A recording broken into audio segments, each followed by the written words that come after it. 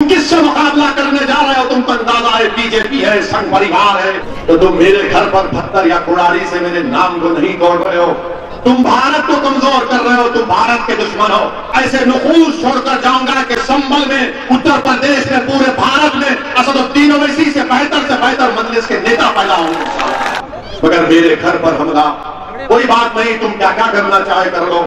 تم کو انصاف ملے گا تو مجھے بھی ملے گا. ڈگمگائیں گے تو یاد رکھو موت مجھے روک سکتی، تمہارے یہ اس طرح کی حرکتیں مجھے نہیں روک سکے گی انشاءاللہ ہوگا.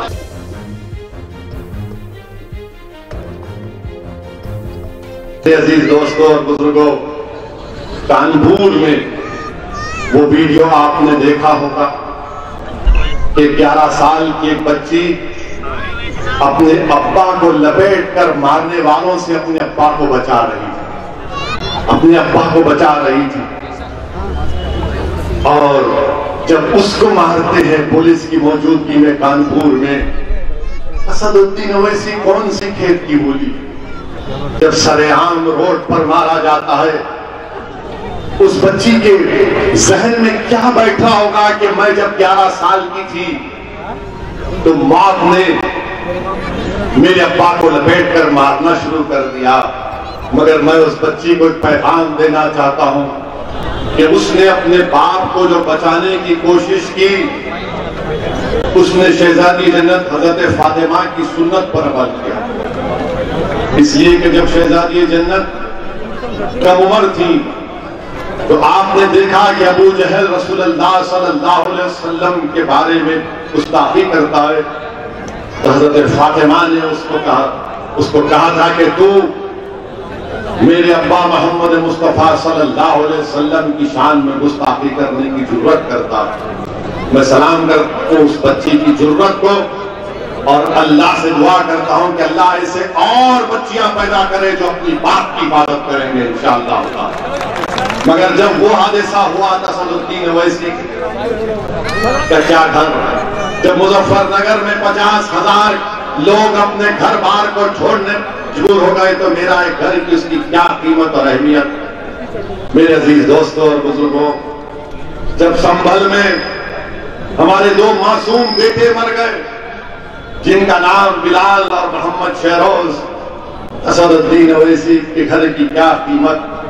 ارے تمہارا گھر آباد ہے تو میرا گھر آباد ہے، تمہاری اولاد اچھی ہے تو میرے گھر میں میری اولاد اچھی رہے گی. تم کو انصاف ملے گا تو مجھے بھی ملے گا. مگر میرے گھر پر حملہ کوئی بات نہیں، تم کیا کیا کرنا چاہے کر لو.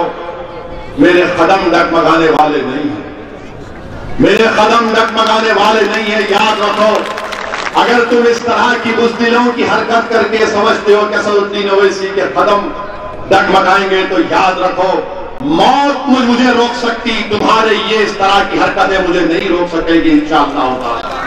اور میں آپ سے وعدہ کر کے جا رہا ہوں کہ اللہ سبحانہ وتعالیٰ نے نبی پاک صلی اللہ علیہ وسلم کے صدقے اور طفیل میں اور اہل بیت کے صدقے اور طفیل میں اللہ نے مجھے اگر کچھ بھی صلاحیت دی تو انشاءاللہ تعالیٰ میں دنیا سے جانے سے پہلے ایسے نقوش چھوڑ کر جاؤں گا کہ سنبل میں، اتر پردیش میں، پورے بھارت میں اسد الدین اویسی سے بہتر مجلس کے نیتا پیدا ہوں گے. تم میرے گھر پہ آ کے پتھر پھینکتے ہو تو تم میرے گھر پر پتھر یا کڑاڑی سے میرے نام کو نہیں توڑ رہے ہو. تم بھارت کو کمزور کر رہے ہو، تم بھارت کے دشمن ہو، تم بھارت کے دشمن ہو.